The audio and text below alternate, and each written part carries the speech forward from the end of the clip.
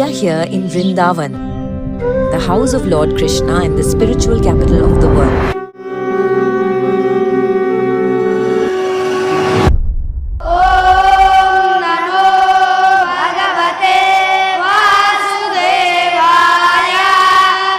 Here with Manish Chokhani, a market legend who needs absolutely no introduction. Here we don't just talk wealth creation, we have come all the way to Mathura to see the new Bhakti Vedanta University that's being made, which Manish is supporting. This is a Vedic institute with modern learnings. When you talk about the karmic cycle, right, a lot of people are struggling at a very base level in life. How do you build a life of purpose? You've landed in this, what we call theatre of life, to learn certain things. Think of it like a movie. In one movie, you may be Shah Rukh Khan the hero. In the next movie, you may be Shah Rukh Khan the villain. To see it from that perspective. So find what you enjoy and you can get paid for.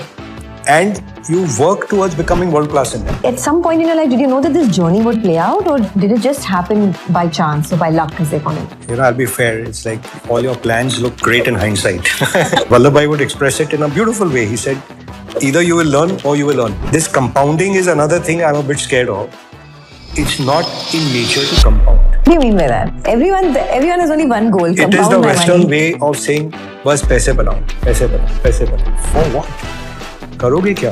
कितना लेके जाओगे? It's easy to say all of this when you have reached that pinnacle, right? Yeah, that's where I differ with you. See, what do you mean pay your bills? It's a question of जितनी चादर है उतना पैर फैलाओ. Peter Diamond is, I attended the course at Singularity. He comes, he looks at me, Manish, what's the problem with you guys? You think money is a form of matter. You want to make it and you want to store it. Money is a form of energy. It must flow. Manish, thank you so much for being on this show. Thanks for coming. It's a long trip to make, but thank you very much. So we made this trip together and, it's been magical for me so far. It's been 1.5 days of visiting Vrindavan and visiting all the temples and seeing the Bhakti Vedanta University, which you are a part of, you're helping build. So I have so many things to talk to you about. But first, your journey has been nothing short of spectacular. You've gone from, you were telling me, from a 600 square feet house to... Blessings. No? It is God's blessings. But is it only God's blessings or is there something else? I think, see, the way it describes very well is saying that like your destiny or your luck is like the rainfall which is going to fall. And your karma is like the seeds. If you don't plant the seeds, even if the rain will fall, nothing going to grow. So you have to do your effort. As long as you do the right effort, whatever is destined or is meant to happen to you in your life will happen. So a lot of people may think I'm very smart and I'm going to make money because of my smartness. And you never end up because of that. Because why would the same person lose in a down cycle otherwise? And same way, people who may think I'm not very smart end up doing very well in life. And surely that has something to do with what they call your karmic cycle of life as well. And I think I'm a beneficiary of that same logic. So when you talk about the karmic cycle, right, a lot of people are struggling at a very base level in life and they would want to learn from you. How do you build a life of purpose? Not just wealth, but a life of purpose. What would your advice be to this younger generation? So my first learning, and I don't want this to sound very heavy because we are in Vrindavan, but it's something I discovered also as I grew along, because my generation growing up was obviously enamored and education was all about the West. Even I went abroad to study. And in all honesty, I discovered our Indianness and our Indian roots and the wisdom of India only when I was outside India. Because here you kind of take it for granted. And it's kind of assumed that, you will follow this ritual, you will visit this temple. It was not about the deep knowledge which really our scriptures had. And they are not really religious books. They were books of knowledge.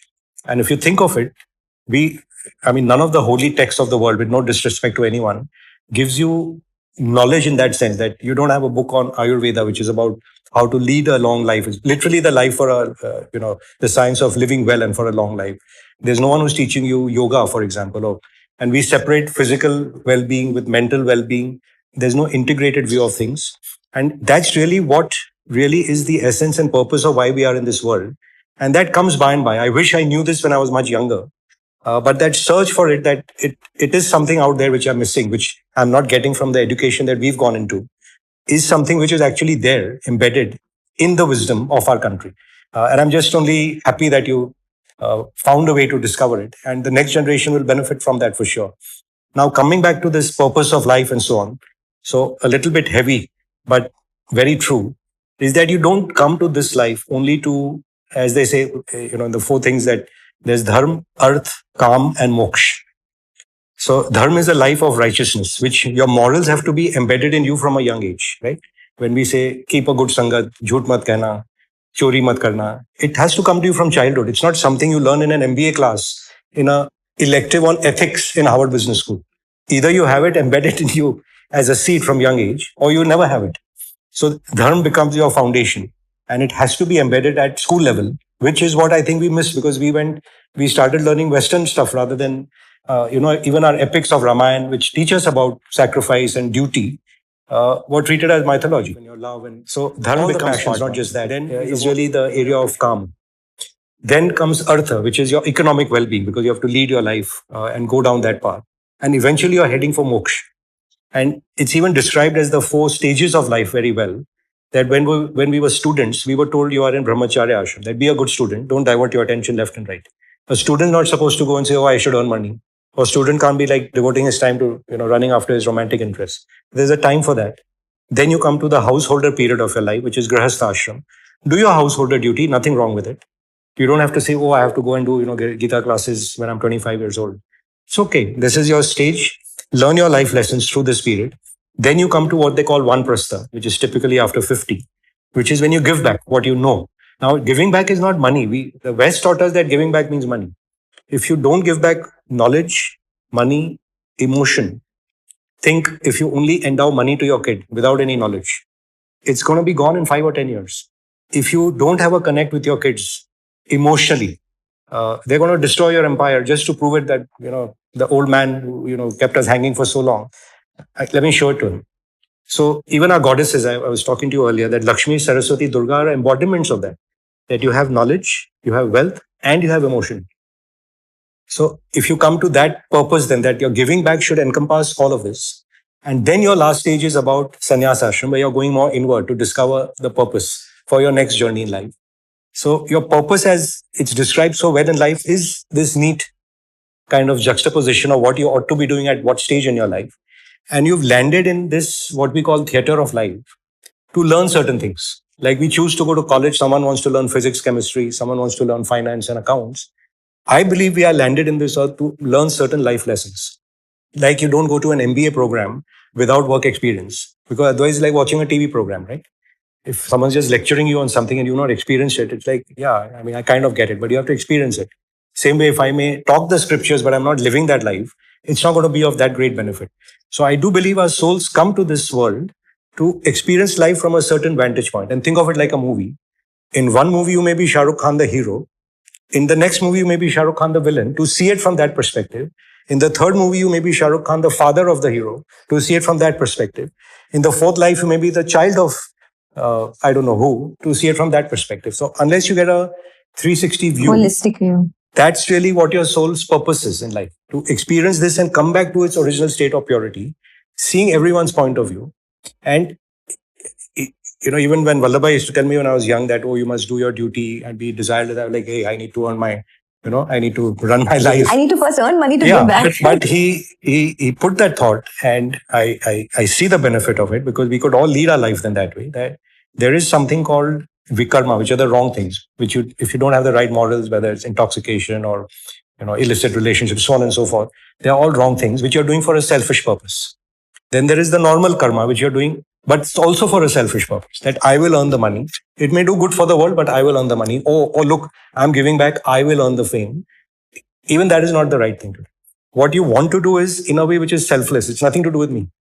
It may help 1 generation, 2 generations, 3 generations later.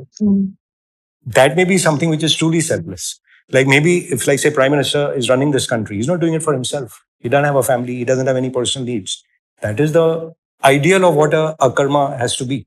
That you're not doing anything with your own self-interest foremost in front of your eye.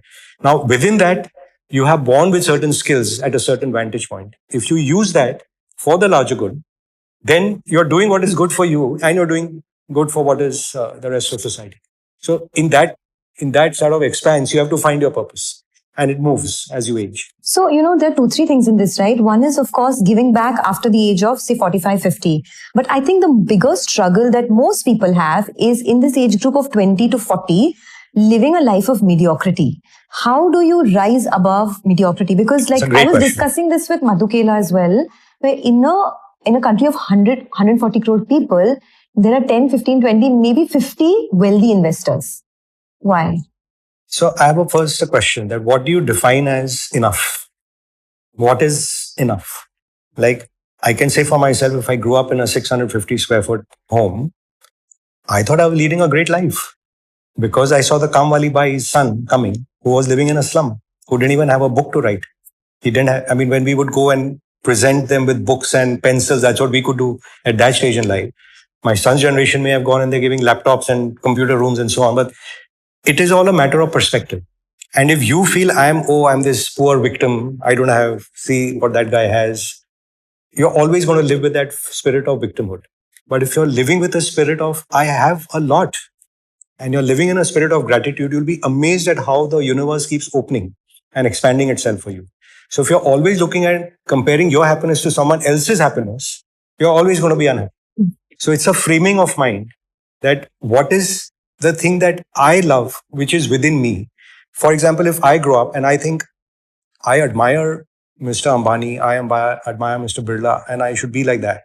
And that's not my nature. I'm going to be unhappy my whole life, right? Like you're saying, if everyone thinks they want to be Rakesh Jhunjhunwala or Nimish Shah, and they don't have that skill set, and they want a steady income every month, and they cannot go through a 2 year, 3 year, 30, 60% drawdown, that's not for them. Like if I used to play cricket in my young days, believe it or not, and if I think I can bat like Sachin, and my main shot is a cover drive or a chapati shot of Ravi Shastri, I'm never going to be like Sachin. So why am I setting myself up for unhappiness? So find what you enjoy and you can get paid for, and you work towards becoming world class in that. That is your vantage point, and that keeps opening doors. And if your needs are always less than what you have, right? When you say how do you say your reality is higher than your expectation, you're going to be happy. If your expectation is higher than your reality, you're going to be unhappy. So the only thing you have control on is that denominator. Yeah. Keep that expectation low. Keep your aspirations high, but expectations low, and you're wealthy. At no stage in my life I felt I didn't have enough. Going from a 600 square feet apartment to becoming one of India's largest stock market, investors, did you, at some point in your life, did you know that this journey would play out, or did it just happen by chance or by luck, as they call it? I'll be fair. It's like all your plans look great in hindsight. When you're going forward, you don't know. I think it's just like I said, in life, you keep working towards what you're good at. I don't know who's this gentleman who wrote this lovely book, Malcolm Gladwell, the 10,000 hours of practice. You just keep doing what you're enjoying, and that keeps opening up avenues and optionalities for you. I always did know when I was a child that I'm going to be happy, I'm going to be successful. I don't think I ever doubted that. There is that feeling of fullness, not just in me. Even when I find a lot of entrepreneurs and promoters that we back, you want to find a person who is always fulfilled, who's, for lack of better term, I call it a Kshatriya Brahmin. That's the search we have for a great investment. A Kshatriya A Brahmin. Kshatriya Brahmin who's a benevolent king. Let's put it that way. Like our ideal in India is Lord Ram, who'll do great for his kingdom and empire without thinking, how do I loot from the public? So if you get someone like that, it's great. If you get even what we call a Banya Brahmin, which is a good merchant king, but he's a merchant king. He's not going to, become a Chakravartin king and grow his empire across the country or grow international.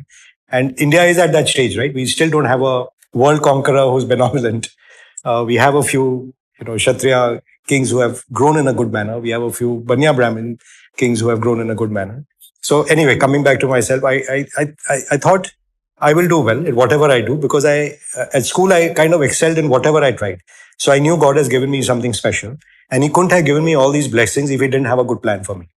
And the values in our family, and then I was also fortunate to come in what I call great Sangat at NM. And Vallabhai would express it in a beautiful way. He said, either you will learn or you will earn. Right? So if you treat every experience in life in that context, it's cheerful. And it's an attitude towards life which you have, which is optimistic, grateful, cheerful, forward-looking. And therefore, you never are comparing with anyone or envious against anyone. It's what is opening for me, and it keeps expanding, expanding, expanding. And by the grace of God, blessings of parents, elders, friends, we've done well in life. And it puts us in a situation for greater optionality. So I think that's the takeaway most kids should take. That most people today, they want to be what someone else has got at 50, they want at 30. Like in my father's life, if he got a home and a car at the end of his life, it was a big deal, right? For us, if he got a bigger home or a fancier car, it was a bigger thing. The kids now, when they join, they want like that should be laid out for me. So that what we call Ninyanve ki Maya will never end. And they say in the Upanishads, the beautiful summary line, which when I read it, was that there is no joy in the finite. You will find joy only in the infinite. Because whatever you can measure, touch, taste, feel, there will be law of diminishing marginal utility. Tell me more about that. So you like, I love ice cream. I'll have one scoop and then, wow, I love it. I want one more. So you'll have the second scoop, but it's not as great as the first one, right? Because your taste buds are kind of satiated. Then you look for some variety on that ice cream. So you'll add some other flavor or another sprinkler. By now you're feeling sick because I've had the third ice cream, right?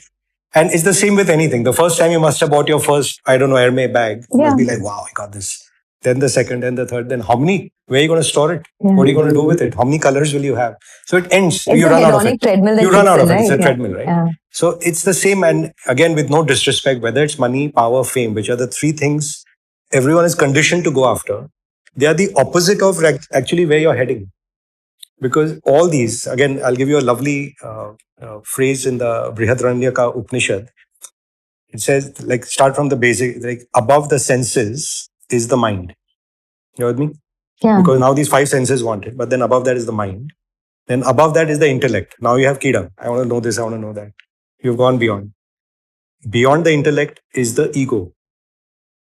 Fame, power. Right?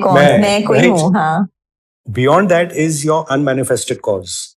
What are you really to do or learn or experience in this world for that self experience and realization? If you hit that, beyond that is Brahman. So it's the most profound line written, I don't know, thousands of years ago. And here we are sitting here still. What is my purpose? What should I do in life? Only trying to work at that level of satisfying our senses. Yeah. Or like in our business, we think we are knowledge workers. We're so proud. Oh, I know this. I know this. I know this guy. I know that. Doesn't matter. There are 1,000 guys before me who did better. There are 1,000 guys after me who do much better. So who are you in this kind of flow of time? You're irrelevant. Do you know the richest guy 100 years ago? No. Do you know the richest guy 50 years ago? The richest guy always has someone else who's richer than him, more famous than him. So where does it end? Recently, I was in Florence, and over there was that, those chapels and every church, every and so beautiful. Who made them? They have sculptures of the kings at that time, right? So I was just looking at some of the sculptures and thinking that we don't even talk about them, but in their time they would have. But they must have thought like, look how great I am. Look how great I am. I'm here on a church. And you go there and think all these guys look the same, right? No one really cares about you at the end of the day. But, I wanted to ask you from your vantage point, right? Like, the world today has become very unpredictable. Jobs are unpredictable, markets are unpredictable, geopolitics is unpredictable, AI is unpredictable. So for someone who's a young person in their 20s or 30s, right, how should they go about all of this? So you won't believe it. That's one of the purposes of the university which is being set up here. That and Professor Behara, who's heading the university here, he said it so well. He's saying the Indian scientists went inward and discovered everything by meditation and going deeper and deeper and deeper into their consciousness. The Western scientists traditionally went outward to examine the skies and the particles and so on and so on. Not that the Indians didn't do it, but we were more obsessed about inward realization than outward. And because we were kind of at the apex of human civilization back in the day, you can think of America, India being America 1,500 years ago, as recent as that. Because every piece of knowledge which came from the world, the highest form of trade which came from the world, art, culture, beauty, language, numbers, everything came from this country. And the parallel to it would be, say, Europe of 50 years ago. Like they have everything going for them. They've ruled the world, so on and so forth. Although India was never an outward expansionist country, but its influence spread across the world all the way from probably Rome all the way going up to Indonesia. And it was not a power which went out to conquer per se, but the knowledge spread. The way America has soft power, they're not occupying territories, but that was the soft power projection which went out of India. Because you're so happy and wealthy and doing so well, you kind of lose track that someone who's coming in the guise of a trader is actually here to occupy, to control, to loot. What's going on in Europe today? You see that, right? That you're getting a invasion coming from the southern continents coming into Europe. You're getting people maybe coming in from the eastern side into Europe because these guys thought we are at the apex of civilization. Who can come and harm us? 70 years ago, they were rulers of the world, and it's gone in a trice. So even growing up, I used to think, what happened to India? Like, if we were so great, what the hell happened? And you realize it's like a third generation kid, right? His grandfather was great, then father, and then this guy's living that great life. And he's forgotten to renew on technology or defense or whatever. And you lose that position.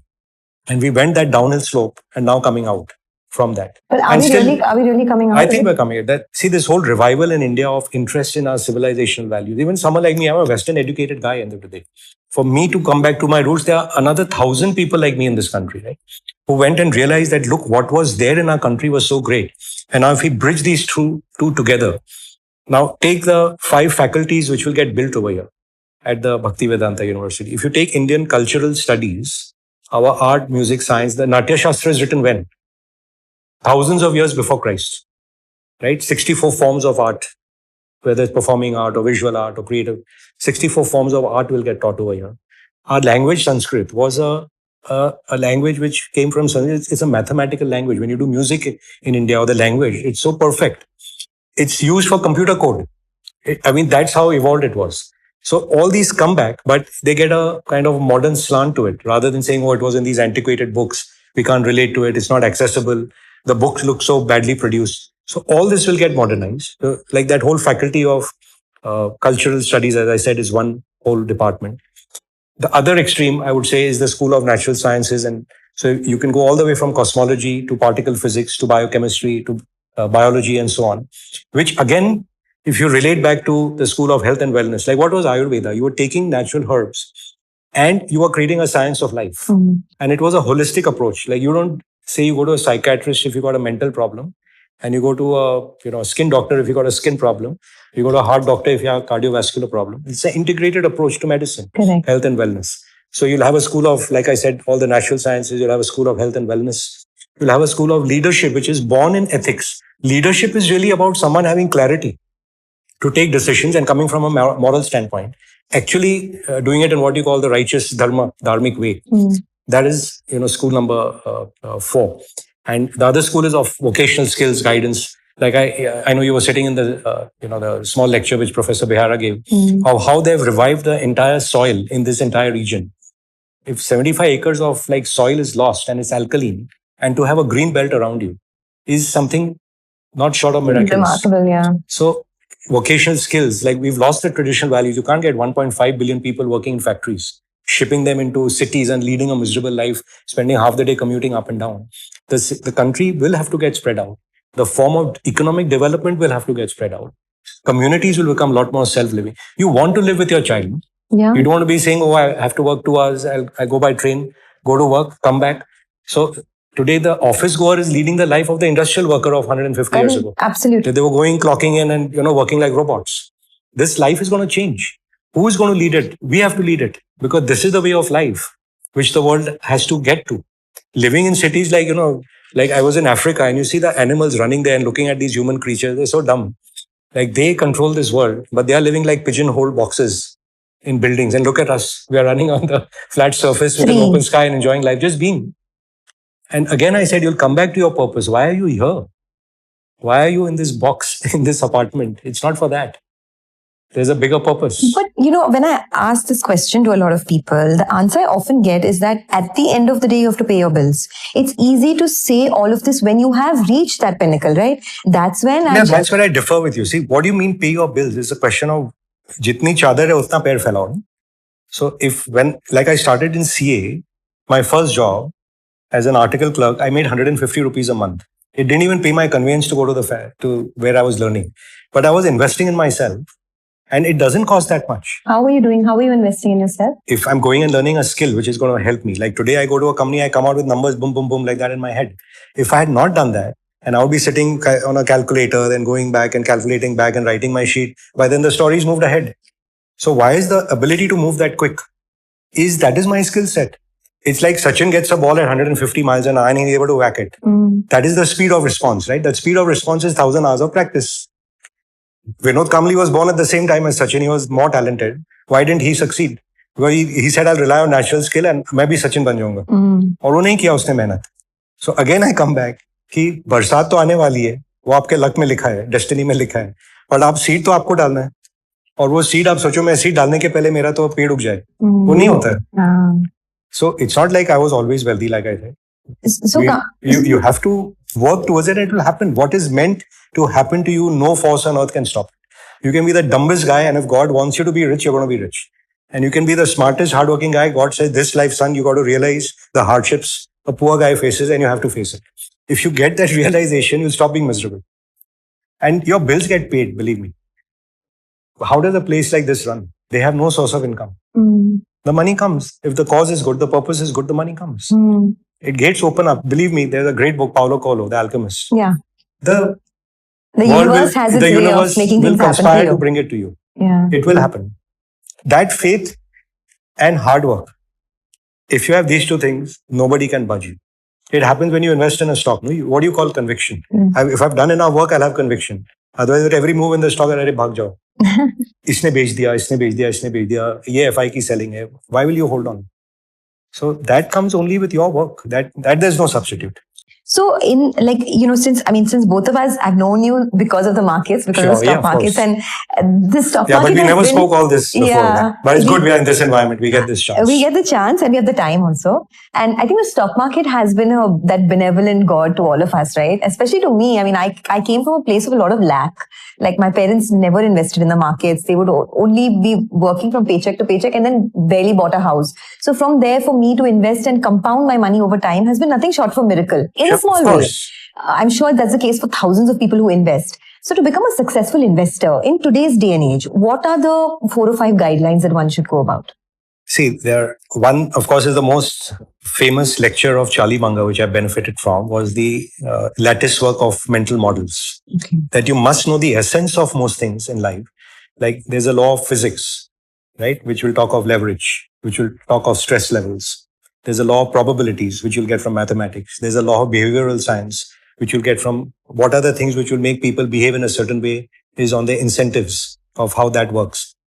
You must know the language of investment, which is finance and accounting.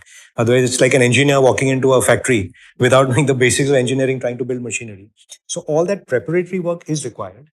And the stock market, I would guide people who are interested. There was an article I'd done in 2008 for Economic Times, which was Capital Markets and the Path to Nirvana. And saying that this is a real-time spiritual laboratory that we are born into, because everything that happens in the world affects you. So it makes you that much more aware, right? Otherwise, you think you're working in your business, nice, cozy corner, making widget, shipping it out to your people, collecting money, thinking I'm the cat's whiskers. And one day, suddenly, someone puts 60% tariffs and boom, your business is gone. If you're not aware of what's going on, you're heading for trouble. Like same way, if we're only going to copy someone else's technology and not develop our own, we're going to one day, China is not going to send you this rare earth or he's not going to part with this technology and you're trapped. So this awareness which you get by being in the stock markets is incredible. Then you get to work with the finest minds of your generation and your access, like you've experienced it more than me, is unparalleled. Then what is the highlight of spirituality? Detachment. That your most favorite stock, someday you have to say goodbye. There's a price at which you'll sell it. So all these things are getting tested in real time and it's throwing you stuff. Every day there's a quote coming to you. If you can practice stillness in that and live with equanimity, this too shall pass. Everything is an impulse which will rise, peak and go away. You're experiencing it all the time over here. So there is no greater profession in my mind why God has landed us, why He's landed you here. And this compounding is another thing I'm a bit scared of. It's not in nature to compound. What do you mean by that? Everyone has only one goal. It is the Western way of saying, बस पैसे बनाओ, पैसे बनाओ, पैसे बनाओ. For what? करोगे क्या? कितना लेके जाओगे? How much will you consume? But see, that right? You can say after you have made the money. No. How much do you need? Honestly, be honest. Like, what do we need for our need? And how much do we need to, I should have more than that guy. But a lot of people, Manish, struggle with basic needs also. No, basic needs, again, I'm saying you can't have a baby in 2 months. It will take you 9 months to get. So, you're meant to be living that Grahast ashram from 25 to 50. 20 years. Abhi 30 saal mein aap soch lo, I should be living like my papa at 55. It's not going to happen. Work for it, no? Yeah. It will happen to you. Someone is lucky he's born to a rich family, that's his good luck, but he may have other tragedies which you don't know about, right? In his family, something may have happened. His relationships may not be working. We don't know. Yeah. So everything looks rosy from outside because you're only seeing one prism. Why are you getting that life? You think, अरे मैं भी इसके जैसे billionaire के घर में पैदा हो जाता है, उसको मालूम पड़ता है वो बिलियनर कितना बेचारा दुखी है कि बीवी से झगड़ा है, बहन से झगड़ा है, फादर से लगता है कि कुछ मुझे पावर ही नहीं दे रहा है. He has his own set of troubles, which in his context is like maybe the watchman standing out has his set of troubles, but to each of them, these are the biggest troubles in their life, which you have to face. So it will happen. I don't think you're being over anxious on this and over indexing. And coming back to this compounding point, if you have to compound something, then you should live forever. You should live to be 200. Your health should be always of a 35-year-old because that's the peak of your life. It doesn't compound. Nature is going to make you old and go away. The seasons come and the seasons pass. The day comes and the night comes and passes. Why should your spreadsheet keep compounding your money forever? Why should it happen? What will that do to you? Because then it'll be, I need this more money to make me more famous, or to buy things which I don't need, or to have the ego that I have more than the other guy. Per se, how much can you consume? And then you live to 93, 95, 99, and then like, let me give this away to that foundation. But pehle kyun nahi diya? Why are you having 100 billion at the age of 90? What were you doing? So I have So an answer to what's the that. point? I have an answer to that, and I may be wrong. A lot of people have the fear of losing money because of the lack that comes with it. Like suppose I'm 70 and I can't pay my medical So bills. fear is the whole root of you're starting your life fearful. Yeah, I won't have enough. And you're ending your life fearful that I may not have enough. So पूरी जिंदगी आपने fear में जी. And if you're truly endowed and you're feeling full in gratitude, actually, what do we do in the stock market? There's a river of money flowing in front of you. आपको लोटा डालना है और लोटा निकालना है. अब वो लोटा को आप सिंटेक्स का टंकी बना के रख लोगे, and that money just stagnates and it's not used. It will also decay if you just keep cash in the pillow. Correct. It's going to decay, right? Like Peter Diamond is, I'd attended the course at Singularity. He comes, he looks at me, Manish, what's the problem with you guys? You think money is a form of matter. You want to make it and you want to store it. Money is a form of energy. It must flow. Wow. Right?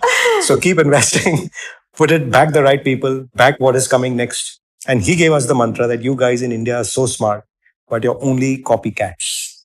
You're only processing for somebody else. The best IT company in India is processing for someone else. The best engineering company in India is processing for someone else. Invest in IP, invest in technology, invest in products. That's what's going to make you make the next leap. Otherwise, you'll forever be number 3. Why is that? Why don't Indian companies invest in their own products? We don't have a mentality to see, still in India, to do something with your hands is still looked down. We want a Brahminic society. Mental work हम करते हैं. उसमें भी IP creation नहीं होता है. But also, like I'm a bit charitable there. I think it's a cycle of how the country evolves. Yeah. That you build your balance sheet and say, like my son, he will be thinking a lot more about impact and technology investing and risk, right? If I was doing it and I say this may or may not work out for 10 years, I may not see a return. And I don't know what my tax treatment will be at the end of 10 years, I was unlikely to take the bet. Same way for a lot of Indian industry, which at one level I was debating with Peter that actually the Indian industrialist deserves Padma Shris because they're facing bullets from all sides. Someone can come and shut down their factory tomorrow for some, item which you think you've broken this rule, because there's so many rules we don't know what's happening. And everything is guarded to think कि ये बड़ा उद्योगपति चोर है, इसने कुछ किया होगा. They're not thinking of them as job creators, as wealth creators for the larger good of society. Yeah. And that transition also has to happen in our country. And our business community has to stop being merchants and become true industrialists and invest in technology. And we don't have a measurement for technology. Even here, like when we started, you said we need to create a new Harvard in terms of universities here. We measure professors by the hours of teaching they do in the classroom. Correct. But if that guy is not going to spend time researching, he's not going to teach something new. He's going to teach what he was teaching in 1970. Like the bulk of our IITs, IIMs, with due respect, are still regurgitating the stuff which we were learning when we were there 40 years ago, 50 years ago. If they don't teach you cutting edge stuff, the guy who comes out will not be doing cutting edge stuff. Like again, I was talking with Professor Behara. He said, I told them you take the top 10 things which India is lacking. Let's reverse engineer and then see how we can leapfrog. And if that's a challenge thrown to our youngsters today, they will do it. I'm sure it will happen. The next 10 years, what will come out of India, I think will surprise the world. And when you say for youngsters, please look back. The last 35 years, India has compounded, say, we'll do double every 5 years. So you have 4 times in 10 years. Now you think 2025 to 2047 is 22 years. So if you go 4 times in the first 10, then another 4 in the next 10, that's 16. And then by midpoint, another 5 years, you'll be another 2. So 16 times 2 years, 32 times if you go up from today. Why are you feeling you're poor? You're waiting to get rich. So the more you can save today and the invest, the more you're going to end up with. And even if you don't do 30 times, let's say 4 guna nahi hua 10 saal mein, 3 guna hoga. 3 into 3, 9. And then another 1.5. So it'll be 14, 15 times up from today.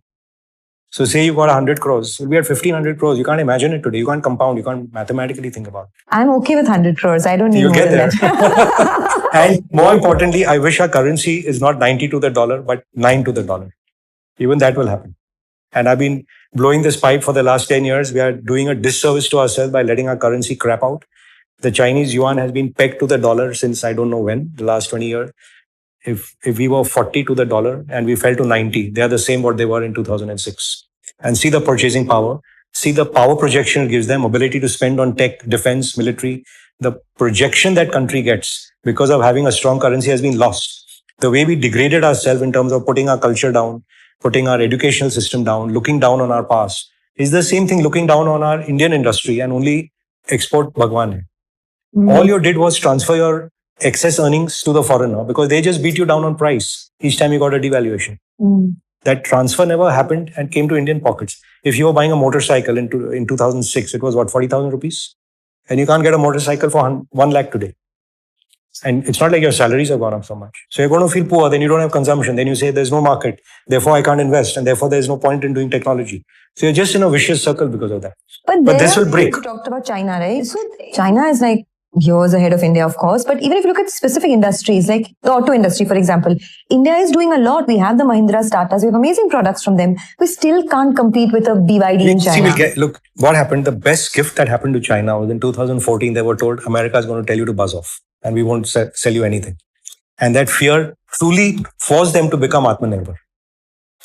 But that country went in mission mode that let's go and crack this. And what are the industries of the future I have to leapfrog? Like what he's teaching is robotics and AI over here. They are the leaders of robotics and AI. It's not Tesla, it's China. Yeah. In biotech, it's not the Americans with FDA dragging them back. It's the Chinese and the Koreans who are ahead in biotech. AI, you saw how quickly that deep learn or DeepSeek, whatever came out as soon as they released in the US. So EV, they realized that we can't keep importing petroleum. So if I have to solve for this, how do I solve for it? Let me go control the minerals to make lithium batteries. And then they'll go to the next stage of sodium or whatever. They're the leaders in the world. They'll be 50% of the world auto industry. Now, if auto, defense are the heart of technology.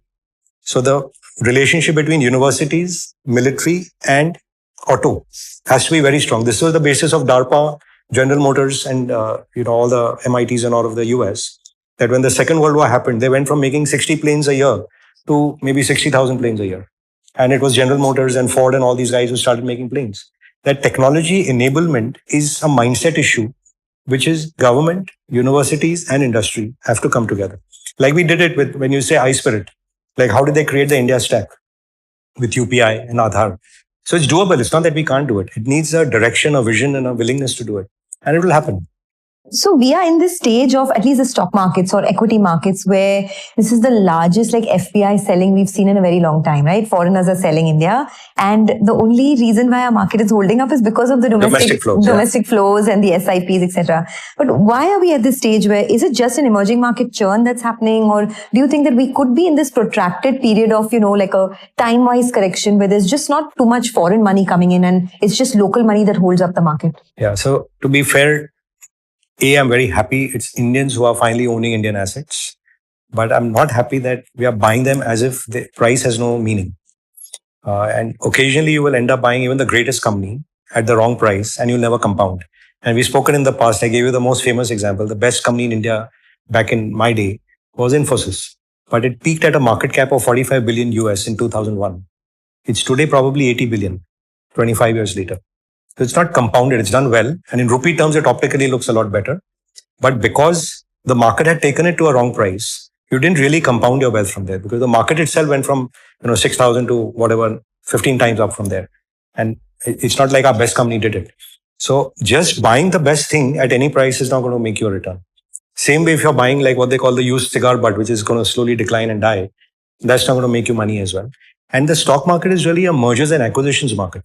Like I've been trained to buy, I may be buying 1% of a company, but would I buy this whole company at this price? And if you think like that as an owner, that is the essence of investing. Today, it's become an asset allocation, right? Because the brokers and the wealth managers are out to get your money. Correct. Because they tell you put your money in fixed income and you get 5% in the bank. You're going to be like, "Arey, post-tax, kuch nahi bachta hai. I don't want to put it here." So he's going to take your assets and put it to equity. And by grace of God, last 3-4 years have been so good that you think 12-15% to aa hi jayega. Right? Even I'm telling you very freely, double in 5 years, 4 times in 10 years, so index hi ho jayega. But it may not happen because we've taken that excess return of the future and pulled it to today. And therefore, my best hope is we go sideways, let the earnings catch up, and then we climb up. Because the nature of business is to make more and more money every year. That's a grant. Correct. That there's no point holding cash because cash of 100 will be cash forever. But if I buy a company with that 100 and that company makes a profit of 10, then it'll make 12, then it'll make 14, then it'll make 18. And that magic of compounding takes you to a number which is very large. But if you've paid 200 for that 10 rupees of earnings today, then you've given away 5 years of future already. So then today, if you're buying things, you better have a longer time horizon. Today, everyone is a long-term investor. Like Mark Faber very famously used to say, at the beginning of a cycle, the entrepreneur has the vision and the investor has the money. And by the end of the cycle, the entrepreneur has taken the money and the investor is left with the vision. So a bit of that seems to be going on right now. So, but in this AI world, the problem also one is facing is you don't know which company. It's like, A, it's a winner takes all situation in most sectors. And B, it's like, you never know whether the company of today will even be relevant 5 years later. Earlier, it was whether it would be relevant 15 years later. Now it's 5 years later. So how do you pick and choose? What are So the you don't have to themes? pick everything. So where you know there's uncertainty, you don't need to go there. And if you're going there, then like you say, you buy the whole basket. And then as the winner starts emerging, you start concentrating on the two winners. Like take a typical case like pharma is not a business which people knew which molecule is going to work and come out. So typically no one has come out in the world saying they're a fantastic pharmaceuticals investor, right? I've not ever heard of even Warren Buffett buying pharma healthcare stocks. Yeah. He'll buy United Health, which is a services provider, but I've not heard him saying he's holding J&J or Pfizer or something like that. We don't know what will come out. So in tech businesses, you tend to buy the whole basket. And then you may narrow it down to those who are emerging as leaders. The same thing will apply to new tech. Like today, it's obvious that there's a BYD and a Xiaomi coming out as a leader. But there were hundreds of Chinese who were aiming for the same thing. If you bought all of them and you happen to have Xiaomi and BYD, then the return of the two compensates for the loss of the 98. So that's like venture capital style investing. That you buy the whole basket. That's not what we guys will do. Because we want to be first, like as Buffett says, rule number 1, don't lose money. So I can't imagine losing on 98 to make on 2. For us, when we find a sure thing, I want position sizing. Because I found something good, I better buy 10% in that. Because that 10% is something which will multiply and make me my wealth. So when you say something good, what are your markers? Like, do you have a mental I've model? given, sorry, when I was growing up, Nimish Bhai gave me a great marker. He says, can you imagine this company earning what its market cap is today? It may take 10 years. But can you even imagine? If you can't imagine, what are you doing?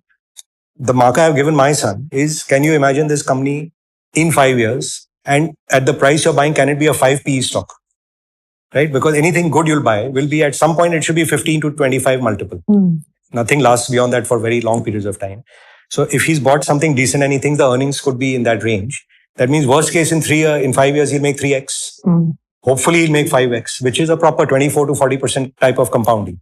Otherwise, you don't need to act. And I've lived through 35 years of market cycle. Market cleans out every 10 years. It gives you stocks, you'll be shocked at the prices at which you get. And then you'll be wondering, arey, mere paas cash nahi hai. I can't sell this because now it's fallen 60%. How do I stitch it here? There's no harm sometimes. Like I said, if everything I'm saying is a cycle, this market is not going to the moon, straight shot. Even when our rocket goes to the moon, it slingshots and comes back. So, shanti rakho, you will get stuff. So, have there been, I'm sure there have been many instances when you've lost money. Of course. Can you give us 1 or 2 incidences when, you thought something would do really well and then it kind of tanked 40%? And then what was your There are lots of mindset? painful, look, if you don't have battle scars, you've not gone and fought. Because if you've not lost in at least 20% of what you're investing in, you're not taking adequate amount of risk. So I give you like some funny ones. Like back in the day, I bought a company called Otis Elevators. It was a FERA company. And in those days, we thought FERA is like paragon of corporate governance and virtue and so on. And they worked on negative working capital. In your building, I'm giving this as an example because everyone can relate. In your home, you must be having an Otis elevator. Now that guy collects money from you in advance before he puts the lift.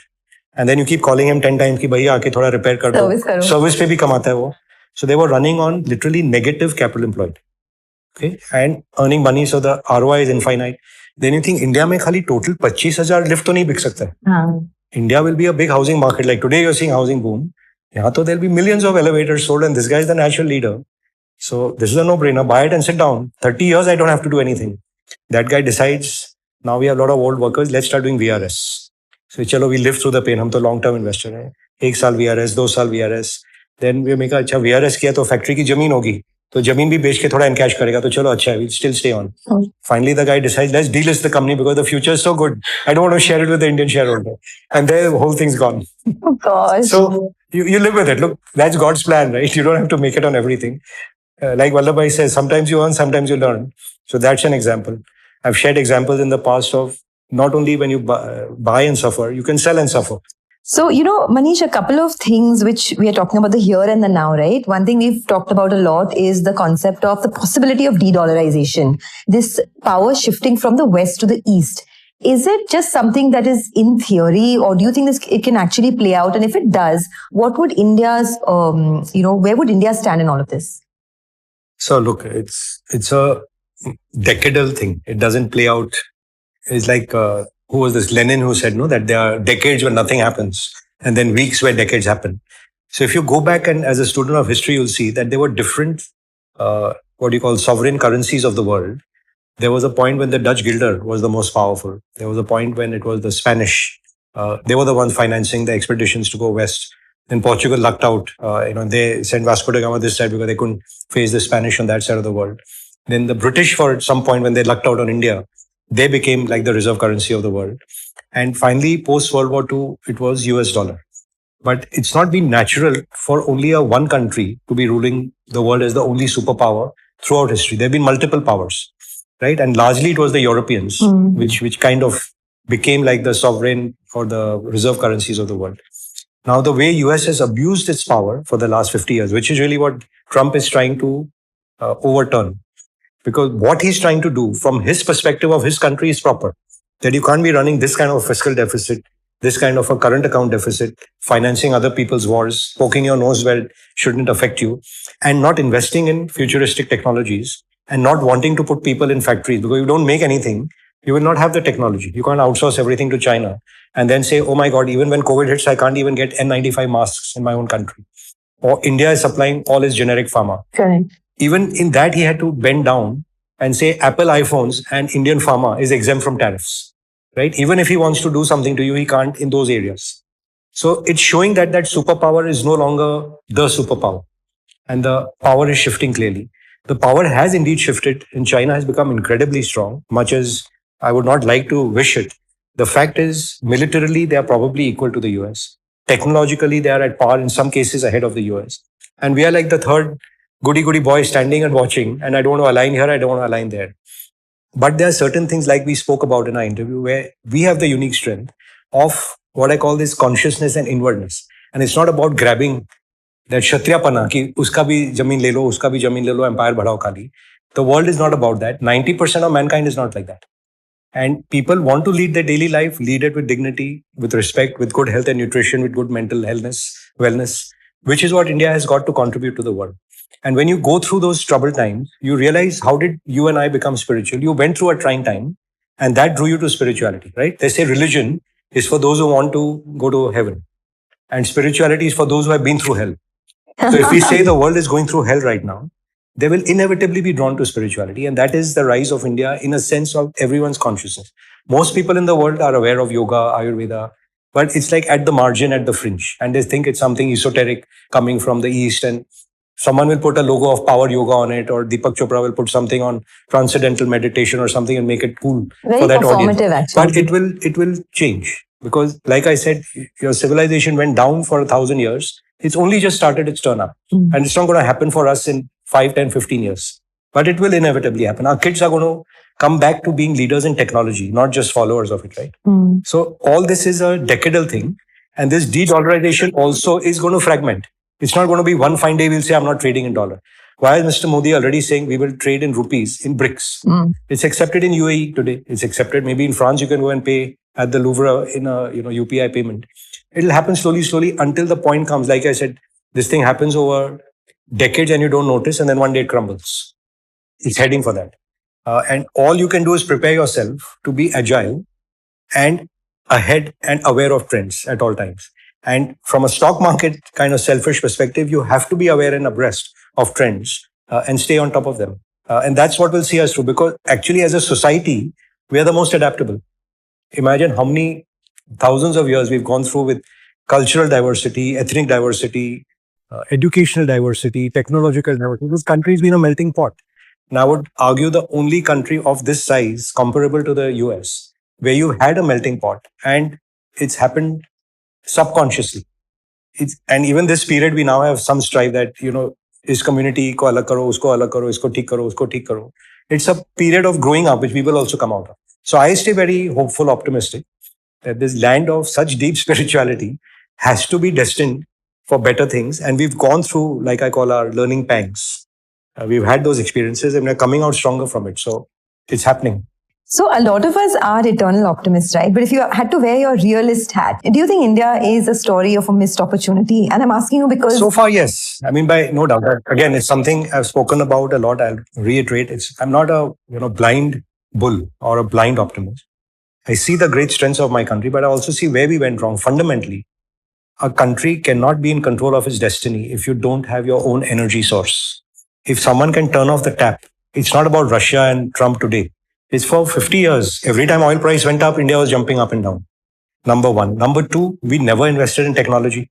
Like today, we are very proud. Our Akash Tir, if it played out in this Operation Sindoor, if we didn't have it, and if US had put an embargo on S-400, where would we be? So you need that technology. Like I said earlier, you get military, university, and industry. That ecosystem never got built, which is happening today. When they said I'm opening up for defense today, we've had experiences where governments engaging with industry and with universities to say how can we work as an ecosystem. Also trying to put a fund together to say let's get youngsters motivated to start creating things. Like maybe it may be small things, but saying drone technology, I think we are better ahead of the rest of the world. So you don't beat ourselves on everything. We won't overnight become technological superpowers. It'll happen.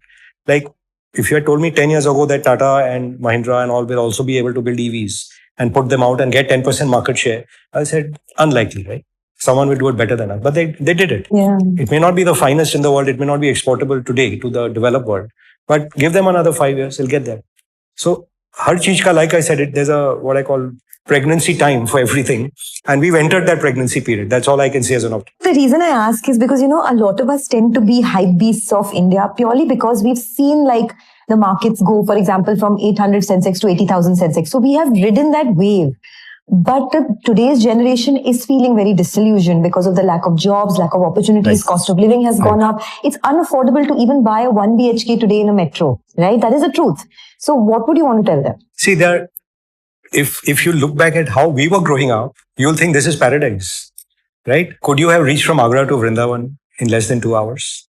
Safely. What did you think of the road? Yeah. Right? And safely, with no dacoits on the way. So the thing is, there's a rate of change which is positive. We want it to be faster because our population has compounded faster than our reality. And the expectation of the young population, rightfully so, is compounding at a faster rate than what reality can be provided. But all these small changes which are happening, do you think, for example, our external borders are better managed today than they were? Do you think our internal security, our internal infrastructure is better than it was? Do you think the explosion of knowledge, education, respect for skill sets is higher today than it was? So if your trend lines are right, there's some amount of patience we'll all have to live with. And two, instead of saying, what is the country doing? Like we have done what we can do, I can do only what I can do. So if there is one university there, there's a second one over here. Hopefully there'll be a third one somewhere else.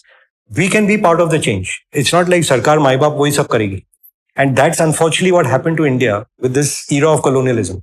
Ki everything is expected from the government, but मैं तो फिर भी पान वहीं थूकूंगा. तो कैसे साफ रहेगा वो जगह? We'll come and complain. You see the average usage of a toilet in India. Educated guys who come out from the toilet like, what did this guy just do over here? So basic things like that, unless we fix ourselves, the world is not going to fix itself. So again, I come 100%. back to the way we started from. Go inwards. Go inward. fix yourself, and the world will be a much better place. Like when we went out yesterday, didn't he put the framing right? That don't look, don't criticize, experience the spiritual Vrindavan rather than the physical Vrindavan. Correct. That framing made the whole experience enjoyable. I just want to add, if I may, 6 जो उन्होंने आपको blessing गिनाए, maybe for benefit of viewers, is worth doing. We went to Krishna Balram Mandir. We got our first blessing. Then we went to River Yamuna, did the Yamuna Stotam. We got our second blessing. We went to the Che Goswami Ji's temple, where Mirabai spent a lot of her life. The Damodar temple, Radha Damodar temple. Chautha, Brijvasiyon ki seva. So we had some service to the children over here. Then we went to the Gaushalas and we did Gaushala Puja. And then we planted Tulsi trees in the soil of Holy Vrindavan. And you get 6 blessings. Now you can come here and be cynical about what's going on and what are you doing. Or you can be grateful that you got this opportunity to do something which we were not even aware of, frankly, right? You didn't know it, I didn't know it. Because we happen to have come for the university, we have received these blessings. So you're born in this country. You're in a lucky place. Imagine if you were born today in Europe or Japan. Your demographic dividend is behind you. You have nothing to look forward to. What business will you make? What income will you make? I have friends today who are CEOs of MNCs. And they are commuting 2 hours to work in Tokyo, in cramped places. They are living in 1 BHKs. So we don't know how bad the world is. We have only seen ourselves. कि ये खराब है, ये खराब है, ये खराब है. ये सब अच्छा हो रहा है, ये देखो ना. So if you had to end this discussion, and first of all, I mean, last of all, now that we're at the end of the discussion, I really want to thank you for giving all of us this opportunity to be here. Thanks for coming. It came out of nowhere. At least for you, you have, you are helping build the Bhaktivedanta University. So I'm sure you'll come here a lot more. For me, it literally came out of nowhere, and I'm so thankful to you. I'm so grateful you all could come and experience this, and we need 100 more like this. Yeah, we do. I'll be one brick in this university, but you need thousands more. So I must tell you that my son is 8 years old, and he does a lot of Vedic maths. Wonderful. And it's strange, Manish. He is inclined to learn Vedic maths more than the maths they teach him in school. So I really want this whole Vedic wisdom to be taken forward just for my selfish needs. Like for my own you're given a 10-year deadline to get to world class. To get to world class. Physically, you'll be ready in 2 or 3 years, but to get to world class, yes, you need time. So tell me, if you had to end, what are the 4 or 5 big learnings from Vedic wisdom that one can take away? Oh, I should be careful I don't miss out, okay? So I wrote it down because it's a question of reflection that what were our great scriptures? Like I said earlier, they were not religious prescriptive books ki yahan jaake aise puja karo, wo karo. They were books of knowledge. And you start at the core of it, that the first thing that taught us was self-knowledge, self-awareness, right? Which you'll not find in any other civilization, I think, in the world. You certainly won't find it in the West. No one looks inward. Everyone's like, ye kharab hai, ye kharab hai. Fix yourself, be aware of what your strengths are and what your purpose and why are you here. That is number one, most important. Second, we were taught from a young age to live in harmony with nature, what we call our 5 Mahabhutas, fire, space, wind, water, all of that, Now, today it's become a fashion to say be environmentally conscious, but this civilization was always environmentally conscious. Live in harmony with nature and life will take care of itself. So 2. 3, we learned from this very nature and this inward and external combination that health and longevity is one thing. Mental wellness, longevity, health is Ayurveda. Nothing else but that. Even yoga, which the West has made a physical exercise, was of coming in balance. So that's a very, very core learning coming from our, Vedic wisdom. 4th, they taught us really the essence of what I call righteous, dharmic living. Right? When I told you of the principles of even dharma, artha, kam and moksha, the essence of it starts with dharma. That do what is right, live a righteous life. It's not taught to people elsewhere in the world. The average Indian is a helpful guy. You'll meet someone, he's cheerful, he'll help. Oh, जैसे घर में कोई guest आएगा, we just civilization memory ki treat the guest like a god. Correct. Yes, that is dharmic living. Then it's not that you're only inward looking. There was a lot of scientific curiosity. If this is the civilization which gave the world mathematics, astronomy, even astrology, which people look down on, but which is actually a great science, which I've also learned and experienced. Something to be said for the mathematic wisdom and the equation of the cosmic world, or what's going on, particle science, biotechnology, the knowledge we have about herbs, biotech, and so on. So that's your 5th. 6th, they teach you that all this is no good unless you put it into action. So what the whole Bhagavad Gita in theory is about yoga in action. And now whether you want to do it through being a karma yogi by doing your duty, you want to do it through just the path of faith and bhakti, that's also fine. You want to do it through meditation, that's also fine. You want to do it through Gyan Yoga, that's also fine. So again, it's giving you various ways to do, and it's not prescriptive, which is telling you keep your mind always intellectually available, curious, and be a learning, optimistic person looking inward and outward at the same time. And lastly, didn't we always talk of unity in diversity as a civilization? And that's really what this country was. I mean, the Jewish were there, the Parsis were there, like the Ethiopians were here. So if, thousands of years ago, like I said, you were the United States of the world. And that is really what is, being revived. So there's so much innate wisdom, which when I was a student, I started reading and I realized like, gosh, I'm missing all this. Only reading Aldous Huxley and Lord Tennyson and so on and so forth. There's so much over here.